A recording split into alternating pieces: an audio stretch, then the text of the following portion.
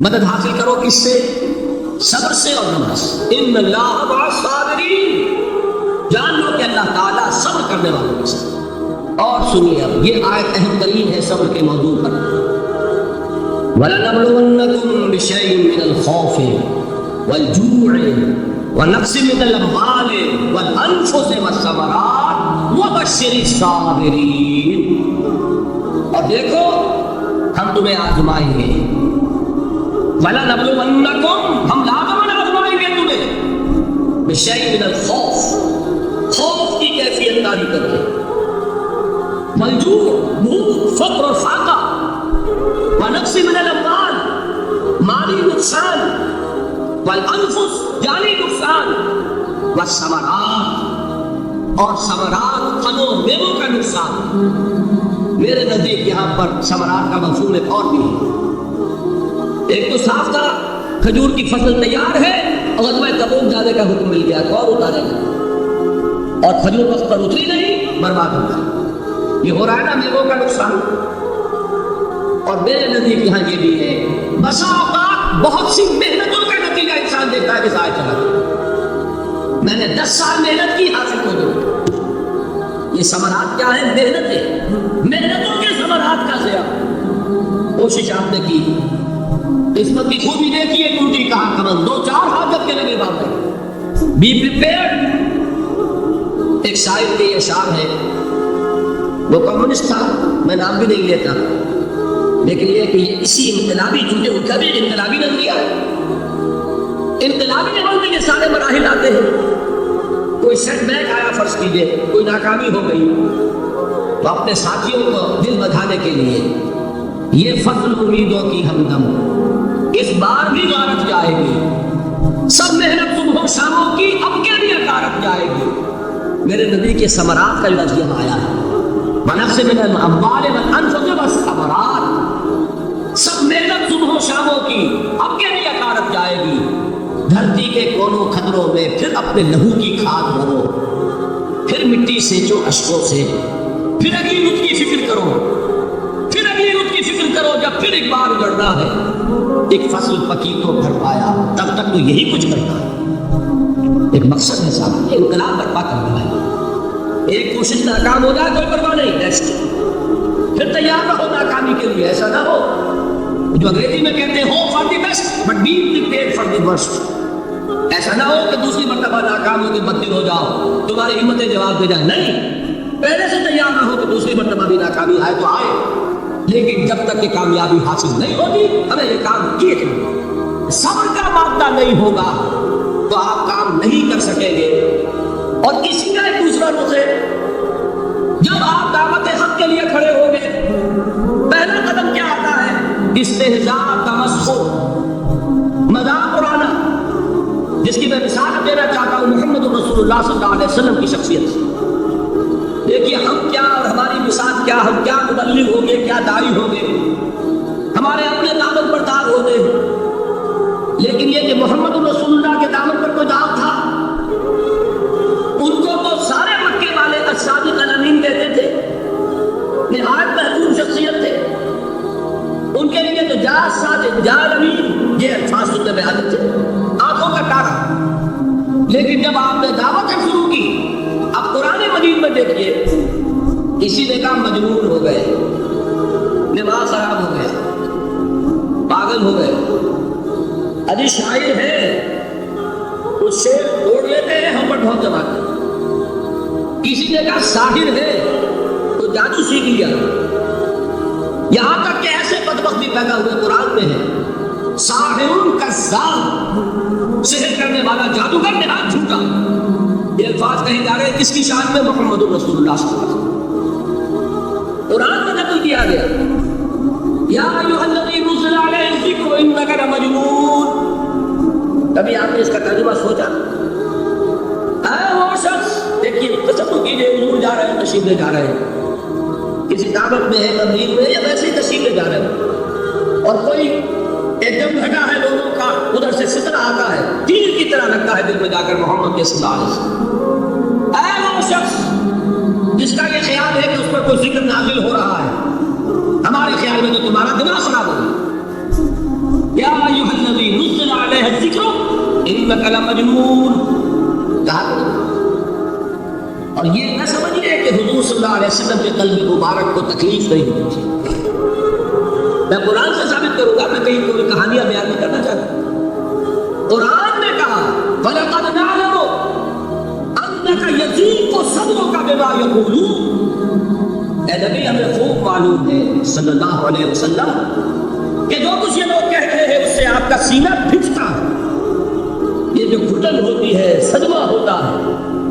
أَنَّكَ يَضِيقُ صَدْرُكَ بِمَا يَقُولُونَ، ہمیں خوب معلوم ہے کہ جو کچھ یہ باتیں آپ کو سننی پڑ رہی ہیں، یہ کڑوی کسیلی باتیں، یہ جو فکریں دوست ہو رہے ہیں، استہزاء ہو رہا ہے، تمسخر ہو رہا ہے۔ سورہ ہجر میں ہے، ایک جگہ کھڑے ہوئے لوگ قرآن کا مذاق اڑا رہے ہیں، بھائی فلاں آیت تم نے ڈالا، فلاں آیت میری ہوگی، اس کے ٹکڑے کر رہے ہیں، اس کے ٹکڑے اسے مسئلے کر کے دیما بنا کر آیات کا تمسخر اڑا رہے ہیں۔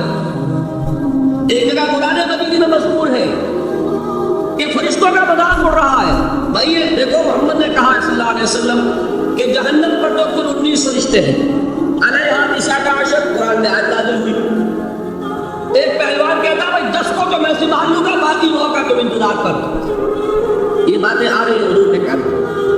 کلام الہی کے ساتھ کیا سلوک ہو رہا ہے، مجھ پر کیا فکرے پشت کیے جا رہے ہیں، مجھ پر جس طریقے سے استہزاء اور تمسخر کا رویہ اختیار کیا گیا ہے، دل بھج رہا ہے، دل میں صدمہ ہے۔ دیکھیے سورہ نون ہے، اور میرے نزدیک یہ دوسری وحی ہے جو حضور پر نازل ہوئی ہے، اس کی ابتدائی آیات نون والقلم وما یسطرون ما انت بنعمت ربک بمجنون وَإِنَّ لَكَ لَأَجْرًا غَيْرَ مَمْنُونٍ وَإِنَّكَ لَعَلَىٰ خُلُقٍ عَظِيمٍ فَسَتُبْصِرُ وَيُبْصِرُونَ بِأَيِّكُمُ الْمَفْتُونُ إِنَّ رَبَّكَ هُوَ يَعْلَمُ بِمَنْ ضَلَّ عَنْ سَبِيلِهِ وَهُوَ أَعْلَمُ بِالْمُهْتَدِينَ۔ نون قسم ہے قلم کی اور جو کچھ یہ لکھتے ہیں۔ اے نبی آپ اپنے رب کی نعمت سے مجنون نہیں ہیں۔ یہ کیوں کہا جا رہا ہے؟ حضور کو جو صدمہ پہنچا ہے وہی نازل ہوئی ہے دلجوئی کے لیے، تسلی کے لیے۔ کیوں برا منا رہے ہیں؟ اے نبی آپ کیوں صدمہ اور رنج اور اندوہ محسوس کر رہے ہیں؟ ان بدبختوں کے کہنے سے کوئی آپ مجنون ہو جائے گا؟ مانتا میں نعمت ربک مجنون وَإِنَّ لَكَ لَأَجْرًا غَيْرَ مَمْنُونٍ۔ آپ کو جو یہ صبر کرنا پڑ رہا ہے، آپ کو جو یہ جھیلنا پڑ رہا ہے، اس کی وجہ سے آپ کو وہ اجر ملے گا جس کا سلسلہ کبھی منقطع نہیں ہوگا۔ وَإِنَّكَ لَعَلَىٰ خُلُقٍ عَظِيمٍ، اور اے نبی آپ تو خلق عظیم کے حامل ہیں۔ آپ کا اخلاق، آپ کا کردار، آپ کی سیرت، آپ کی شخصیت میں طہارت، نفاست، پاکیزگی، آج تک دنیا میں کوئی پاگل، کوئی مجنون ایسا نہیں دیکھا۔ یہ ساری باتیں اللہ تعالیٰ حضور کی دلجوئی کے لیے کرتا ہے۔ اس سے آپ اندازہ کیجئے کہ کتنا صدمہ ہوتا ہوگا۔ یہی ہے، اس ساری چیز کو جمع کیجئے تو یہ چیز کیا ہے؟ وَاصْبِرْ عَلَىٰ مَا يَقُولُونَ وَاهْجُرْهُمْ هَجْرًا جَمِيلًا۔ صبر کرو اے نبی، صبر کرو اے محمد صلی اللہ علیہ وسلم، جھیلو اور برداشت کرو اس پر جو یہ کہہ رہے ہیں۔ اچھی طرح نوٹ کیجئے یہ بات، ذرا سیرت جی کا سمجھ لیجئے، آج ایک بیان ہو جائے گا۔ یوں سمجھیے جب حضور نے یہ کہا کہ مجھ پر وحی نازل ہوئی، فرشتے سے ملاقات ہوئی، تو اب وہ چہرے گوئیاں شروع ہو گئی، معلوم ہوتا دماغ خراب ہو گیا۔ لیکن ہم بھی کہتے تھے یہ جا کے غار حرا میں بیٹھتے ہیں، کئی دن رہتے ہیں، بھوکے رہتے ہیں، وہ خشکی چڑھ گئی نا آج۔ یہ جس طرح کی باتیں دنیا میں آج ہوتی ہیں اسی طریقے کی باتیں ہوتی ہیں۔ عتبہ ابن ربیعہ ایک مرتبہ آتا ہے، کیونکہ قریش کے بڑے لوگوں میں سے تھا، تو قریب آ کر بڑی اپنائیت کے ساتھ، بڑی شفقت کے ساتھ، بڑے بزرگانہ انداز میں کہتا ہے بھتیجے حضور سے، بھتیجے اگر واقعی کسی بدروح کا سایہ ہو گیا ہے تم پر، وہ آسیب آ گیا ہے تو مجھے بتا دو۔ میرے بہت سے عاملوں سے تعلقات ہیں، میں کسی کو بلا کر یہ تمہاری بدروح دور کر دوں گا۔ اب آپ سوچئے کیا ملتی ہوگی حضور کے دل پر۔ یہ وہ کیفیات ہے، اور یہ نوٹ کر لیجئے 4 برس تک یہی شکل رہی۔ مخالفت کسی نوع سے ہوئی ہے جس کو کہتے ہیں فزیکل پرسیکیوشن، جسمانی تشدد، وہ پہلے 4 سال نہیں ہوا۔ اس کی وجہ کیا ہے کہ در حقیقت جب بھی کبھی کوئی ایسی دعوت اٹھتی ہے، اب مجھے اجازت دیجیے میں ایک لفظ انقلاب یہاں استعمال کروں، انقلابی دعوت۔ کل میں نے کہا تھا نا، ایک ہوتی مذہبی تبلیغ ایک ہوتی ہے انقلابی تبلیغ. مذہبی تبلیغ کی سب سے بڑی مثال عیسائیت کی تبلیغ اور انقلابی تبلیغ کی سب سے بڑی مثال اشتراکی تبلیغ. میں باہر سے مثالیں دے رہا ہوں، اندر سے نہیں دینا چاہتا. آگے یہ کہ ایک قدر گفتے بعد میں فکر کرو. آگے انسان اپنی عقل سے کام لے، سوچے اور فکر کرے. تو یہ انقلابی تبلیغ تھی محمد رسول اللہ صلی اللہ علیہ وسلم. اور انقلابی تبلیغ کے اندر یہ بات جان لیجیے کہ پہلا رد عمل جو ہوتا ہے معاشرے کا وہ یہ ہوتا ہے کہ کوئی ایسی بات گھبرانے کی نہیں ہے. ایک آدمی کا دماغ خراب ہو گیا ہے اور کچھ سرگرے قسم کے چند نوجوان اس کے ساتھ ہیں. ایسی کیا بات ہے گھبرانے کی؟ مجھتے خاک ہے، بس ان کو چٹکیوں میں اڑاؤ. جو چٹکیوں میں اڑانا کہلاتا ہے، اسی کو قرآن مجید میں ایک اور جگہ کہا گیا ہے یریدون لیطفئوا نور اللہ بافواہہم. یہ چاہتے ہیں کہ اللہ کے نور کو اپنے منہ سے بجھا دے، پھونکے مار کے بس. تو پہلا رد عمل جو ہوتا ہے ایک نظام کا، ایک کسی انقلابی دعوت کے خلاف، وہ رد عمل ہوتا ہے استہزاء، تمسخر، مذاق کر دو. ان کو جس کو آپ انگریزی میں کہتے ہیں ڈیمورلائز کر دو. ان کی ہمتیں جو ہیں وہ ٹوٹ جائیں. ان کو اس طریقے سے، اسی کا نام ہے آج کل کے اسلام میں کیریکٹر اسیسینیشن. ان کی شخصیتیں جو ہیں ان کو داغدار کر دو، ان کا اعتبار ختم کر دو، ان کا استہزاء کرو، تمسخر کرو. اور یہ میں آپ سے عرض کر رہا ہوں اس وقت ایک بندہ فخر کے ساتھ اور اللہ تعالیٰ کا شکر ادا کرتے ہیں کہ میں نے جو کام بھی کیا ہے اس وقت پاکستان میں. آپ نے اخبارات میں دیکھا ہوگا بڑا دقیانوسی مولوی ہے. میں ایک بات کا رد عمل جو ہوا وہ آپ کے علم میں ہوگا.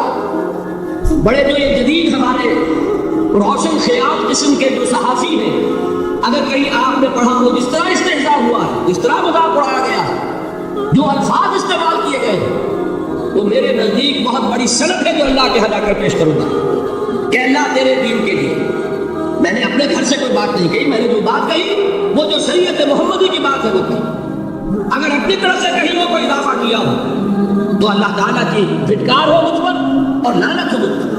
لیکن اگر میں نے وہی کچھ کہا جو شریعت محمدی کا تقاضا ہے اور قرآن اور سنت کی بات ہے، تو پھر اگر مجھے کسی نے پاگل کہا اور کسی نے دقیانوسی کہا اور کسی نے اور فتنہ جست کیا تو میں اس کے لیے، میں تو سمجھتا ہوں میرے لیے وہ سند ہے جو اللہ تعالیٰ کے یہاں میں جا کر پیش کروں. اور یہ جان لیجیے کہ وہی بات ہوتی ہے ہمیشہ، ہسٹری ریپیٹس اٹسیلف. وہ بات کریں گے جو حضور نے کی تھی، وہی رد عمل سامنے آئے گا جو اس وقت آئے. اس لیے کہ یہ جو انسانی مزاج ہے وہ نہیں بدلا، معاشرے کا انداز نہیں بدلا. وہ جو کام ہوگا اس کا رد عمل ابتدائی وہی ہوگا. اور اس میں در حقیقت امتحان ہوتا ہے صبر کا. کیا دل شکستہ ہو کر بیٹھ رہے گا انسان؟ ہمت جواب دے جائے گی، کمر ٹوٹ جائے گی، قوت ارادی اور عزیمت جو ہے مطمئن ہو جائے گی، پھونکوں سے چراغ بجھ جائے گا. یہ جو میں نے آیت آپ کو سنائی تھی اس کا بڑی خوبصورت کی ساتھ ترجمہ کیا ہے مولانا ظفر علی خان نے کہ نور خدا ہے کفر کی حرکت میں خندہ زن، پھونکوں سے یہ چراغ بجھایا نہ جائے گا. یریدون لیطفئوا نور اللہ بافواہہم واللہ متم نورہ ولو کرہ الکافرون. یہ چاہتے ہیں کہ اپنے منہ کی پھونکوں سے اللہ کے نور کو بجھا دیں، حالانکہ اللہ تعالیٰ تو اپنے نور کا اتمام فرما کر رہے گا، خواہ ان کافروں کو کتنا ہی ناگوار ہو. اس کی ترجمانی ہے نور خدا ہے کفر کی حرکت میں خندقن، پھونکوں سے یہ چراغ بجھایا نہ جائے. بہرحال اس مرحلے پر میں نے آپ کو 2 صبر بتائے. صبر کس چیز سے؟ اپنا کیریئر دنیاوی جو بھی آپ حاصل کر سکتے تھے. ذہین آدمی ذہانت لگائے گا تو دین کی دعوت دے گا ایٹ دی انٹلیکچوئل لیول.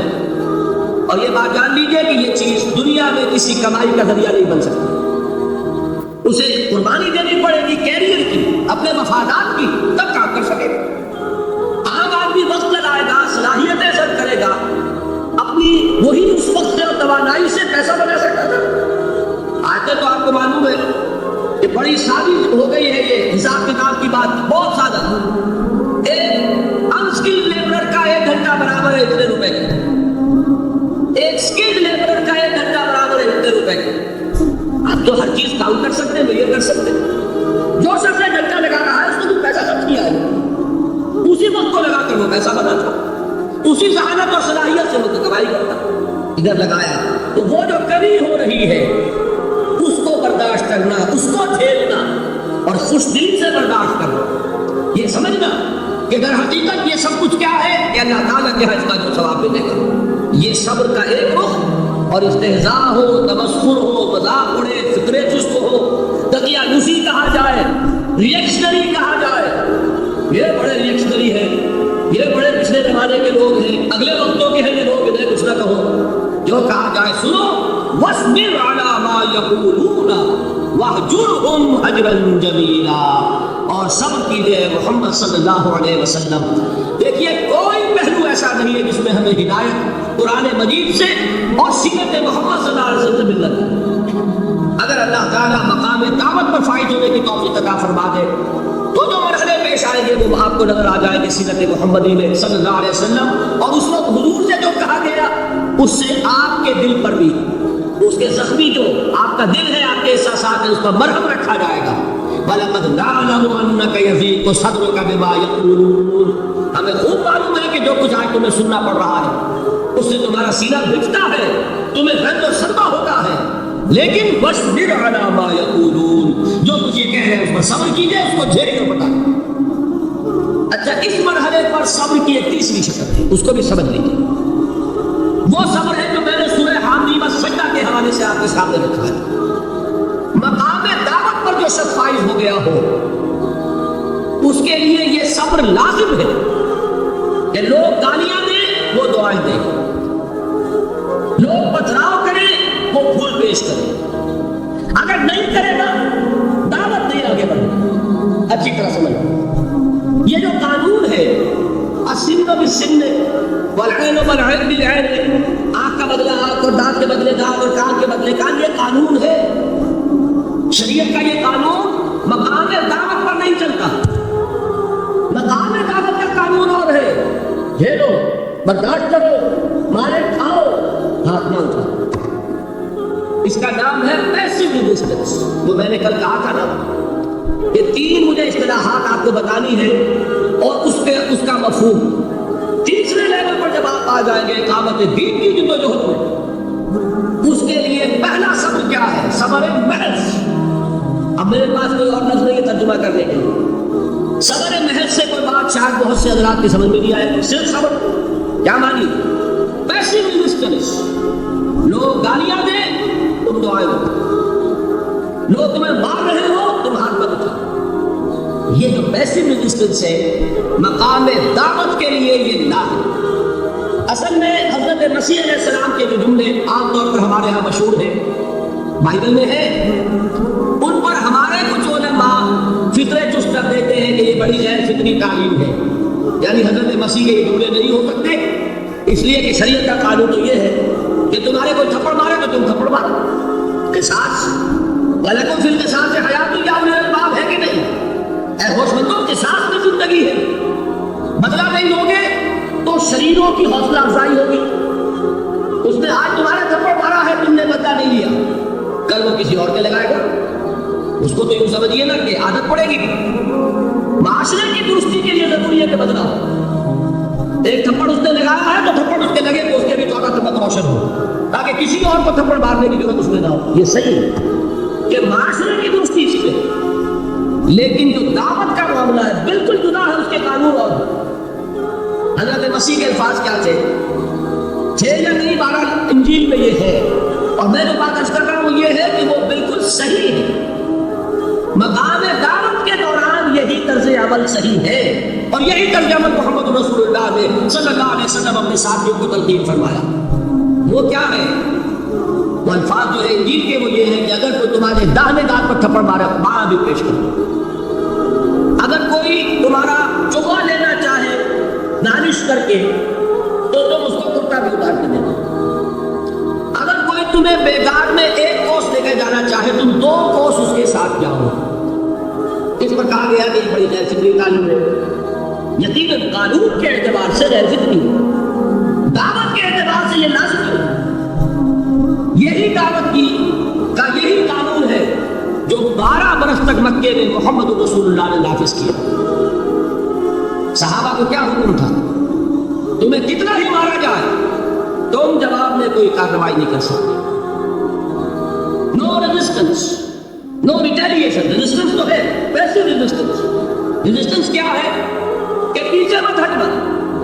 वो सारा दबाव क्यों दे रहे थे कि तुम अपना ताल्लुक मुंतज़िम करो मोहम्मद से सल्लल्लाहु अलैहि वसल्लम, तुम तौहीद को छोड़ो, अपने आबाई दीन में आओ। इसी के लिए प्रेशराइज कर रहे थे। हजरत बिलाल को मार रहा है उमैया इब्न खल्फ, हजरत खब्बाब बिन अरब रज़ी अल्लाह तआला अन्हु को दहकते हुए गाड़े जमीन में बिछाकर और उसके ऊपर नंगी पीठ लिटा दिया।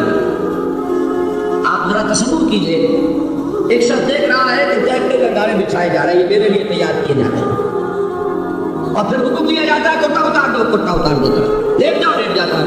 क्यों? बड़ी गैर फिक्री बात है ये तो। उसे हाथ पांव मारने चाहिए। एक आदमी डेस्परेट हो जाए तो आपको मालूम है उसके तो ताकत बहुत आ जाती है। उसे नजर आ रहा हो कि मुझे तो भून देंगे, कबाब बना देंगे, तो अगर उसे इजाजत हो 2-4 को मार कर मरेगा। इजाजत नहीं। मोहम्मद ने हाथ बांध दिए सल्लल्लाहु अलैहि वसल्लम, तुम्हें इजाजत नहीं हाथ उठाने की। ये बाद में सूरह निसा में ये अल्फाज नाज़िल हुए कि मुसलमानों, एक जमाना ये था कि तुम्हें हुक्म था कुफू ऐदियकुम, अपने हाथ बंधे रखो। You are not allowed to retaliate. डटे रहो, जमे रहो, खड़े रहो, सब्र करो, झेलो, बर्दाश्त करो, पीछे ना हटना। ना मोहम्मद के दामन को छोड़ना सल्लल्लाहु अलैहि वसल्लम, ना तौहीद का दामन छोड़ना, लेकिन हाथ उठाने की इजाजत। बताइए कहाँ गया कानून? कानून तो ये है कि बदला लो, लेकिन वो कानून तो उस वक्त नाफिज होगा जब इनकलाब आ जाएगा, इस्लामी हुकूमत कायम हो जाएगी, तब आएगा ना कानून। अभी मरहला है इनकलाबी अमल का, अभी तो इनकलाब लाना है, इस्लामी हुकूमत कायम करनी है। इस प्रोसेस के तकाजे कुछ और है। इसमें जो पहला मरहला है वो पैसिव रेजिस्टेंस का है सब। यही वजह देखिए मक्की सूरतों में तो नबी अकरम सल्लल्लाहु अलैहि वसल्लम को इतने मुख्तलिफ पैराओं में सब्र का हुक्म दिया गया। कुछ मिसालें मैं दे चुका हूं। बोले रब्बे का फस्बिर, इसी तरीके से वस्बिर कमा सबरा उलुल अज़्म मिनर रुसुल, ऐ नबी सब्र कीजिए जैसे कि सब्र किया हमारे उलुल अज़्म रसूलों ने। वस्बिर वमा सब्रुका इल्ला बिल्लाह, ऐ नबी सब्र कीजिए और आपका सब्र तो अल्लाह ही के सहारे है। वस्बिर लिहुक्म रब्बिक, ये सूरह नून जिसकी इब्तिदाई आयत मैंने आपको सुनाई, नून वल कलम वमा यस्तुरून मा अंता बिनिअमति रब्बिका बिमजनून, इसका इख्तिताम क्या होता है? वस्बिर लिहुक्म रब्बिका वला तकुन कसाहिबिल हूत इज़ नादा व हुवा मकज़ूम। ऐ नबी सब्र कीजिए, अपने रब के फैसले का इंतजार कीजिए और उस मछली वाले के मानद ना हो जाइए। मछली वाला कौन? हजरत यूनुस अलैहिस्सलाम। मछली वाले ने अपने दीनी हमीयत और गैरत जो थी उसकी वजह से अल्लाह के हुक्म का इंतजार नहीं किया, अपनी कौम को छोड़कर चल दिया। नबी का, रसूल का ये मामला होता है। जैसे कि आपको मालूम है कोई अफसर है किसी हुकूमत का, वो अपनी प्लेस ऑफ ड्यूटी को नहीं छोड़ सकता। He must stick to his place of duty। बड़े अफसर के लिए तो ये बहुत बहुत अहम बात है। तो ए रसूल, जहां आपको हमने तैनात किया है, आप वहां से हिल नहीं सकते। ये जरा मुखालफत हुई, लोगों ने फिक्र की है और आप कहीं और चल दिए, दफा होइए, ये बात नहीं सुनना चाहते, मैं किसी और को सुनाऊंगा, हो सकता है ना? हम तो करते हैं ना ये, इसलिए हमें तो अल्लाह ने कहीं तैनात तो नहीं किया ना। अगर एक जगह के लोग बात नहीं सुनते तो भाई हम कहीं और जाएंगे, वहां बात सुनाएंगे। लेकिन रसूल का मामला होता है जो उसकी प्लेस ऑफ अपॉइंटमेंट है, he cannot leave his place without the express permission of Allah subhanahu wa ta'ala। आपने सुना होगा, सीरत की तकारीर में पढ़ा होगा कि मदीने की तरफ हिजरत की इजाजत हुजूर ने तमाम सहाबा को दे दी। खुद मुंतजिर रहे जब तक कि अल्लाह की तरफ से इजाजत नहीं आई। हज़रत अबू बकर पूछते रहते थे, हुजूर इजाजत आगे के नहीं, अभी नहीं आई। हुजूर इज़्न आ गया, नहीं आया, अभी नहीं आया। हमसा की तरफ सबको भेज दिया, इजाजत देने जो जाना चाहे चला जा। हुजूर की साहबजादी जो हज़रत उस्मान के निकाह में थी वो भी हिजरत कर गई, लेकिन हुजूर तो नहीं गए। रसूल नहीं छोड़ सकता अपनी जगह। यहाँ तक के तमाम तकरीबन सहाबा चले गए, हुजूर रह गए, हज़रत अबू बकर रह गए, हज़रत अली रह गए। और हज़रत अबू बकर पूछ रहे हैं बार बार, इजाजत आई या नहीं? नहीं, अभी नहीं आई। حضرت عائشہ نے واقعہ بیان کیا کہ ایک روز اچانک دوپہر کے وقت ہم نے دیکھا کہ حضور نے اپنے پورے جسم کو ڈھانپا ہوا ہے، چہرے کو بھی کپڑے میں ڈھانکا ہوا ہے اور تشریف لا رہے ہیں۔ یہ اس میں تعجب کی بات ہے کہ عرب میں آج بھی آپ کو معلوم ہے کہ یہ چیز جو ہے ان کی روایات کے خلاف ہے کہ دوپہر کے وقت کوئی کسی سے ملنے جائے۔ یہ وقت جو ہے قیلولے کا ہے، آرام کا ہے۔ آج کل وہ عصر اور ظہر کے مابین کا وقفہ، تو ٹھیک دوپہر کے وقت تشریف لائے حضور، آپ نے آ کے حضرت ابو بکر سے فرمایا کہ اجازت آ گئی ہے۔ اس میں ایک قصہ تھوڑا سا اور بتا دوں، بہت دلچسپ ہے اور بہت ہمارے لیے سبق آموز ہے۔ حضرت ابو بکر نے بہت خوش ہو کر ایک بات کہی، حضور میں نے 2 اونٹنیاں تیار کی ہوئی ہیں۔ یعنی جب آپ چلو تو سوچتے تھے نا شاباش ملے گی کہ میں نے تیاری کی ہوئی ہے، میں نے 2 اونٹنیوں کو خوب کھلا پلا کے فرما کیا ہوا ہے، بڑی توانا ہے تاکہ ہم تیزی کے ساتھ سفر کر سکیں۔ حضور نے توقف کیا، فرمایا ہاں ٹھیک ہے، 1 اونٹنی میں استعمال کروں گا لیکن میں اس کی قیمت ادا کروں گا۔ حضرت ابو بکر کی آنکھوں میں آنسو آئے، روتے ہوئے کہا حضور مجھ سے یہ مغایرت، کیا یہ جان اور مال کسی اور کے لیے ہے؟ آپ مجھ سے بھی کہتے ہیں میری اونٹنی جو ہے وہ بھی بلا معاوضہ آپ کو بولنے فرمایا۔ یہ ہے محمد رسول اللہ کی غیرت اور حمیت۔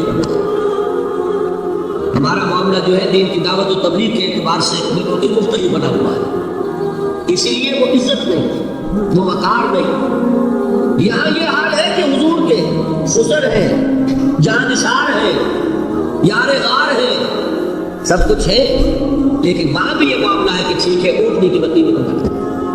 بہرحال میں جو عرض کر رہا تھا وہ یہ ہے کہ چونکہ رسول کو اجازت نہیں تو فرمایا گیا وَاصْبِرْ لِحُکْمِ رَبِّكَ وَلَا تَكُنْ كَصَاحِبِ الْحُوتِ۔ دیکھنا وہ جو یونس علیہ السلام جو انہوں نے کیا تھا اجازت آئے بغیر وہ اپنی قوم کو چھوڑ کر، وہ قوم کو چھوڑ کر کسی اور وجہ سے نہیں گئے تھے دین کی حمیت اور غیرت کی وجہ سے۔